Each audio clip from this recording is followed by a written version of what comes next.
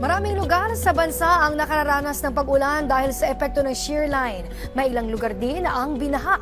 Alamin natin ang update sa lagay ng panahon kay Pag-asa Weather Specialist Dan Villamil. Magandang tanghali po, Dan. Magandang tanghali po sa ating mga tagapakinig dito sa PTV4. Patuloy nga magpapulan itong shear line sa malaking bahagi ng Metro Manila, Central Luzon, Calabarzon, Bicol Region, Eastern Visayas, at ilang areas ng Mimaropa. Samantala ito naman Cagayan Valley at Cordillera, makakaranas rin ng mga kaulapan at pag-ambon na dala naman ang northeast monsoon o yung malamig na hanging amihan. Sa lalabing bahagi ng ating bansa, magpapatuloy itong maaliwalas sa panahon, maliban na lamang sa mga tsansa ng biglaan at panandaliang buhos ng ulan na dulot ng localized thunderstorms.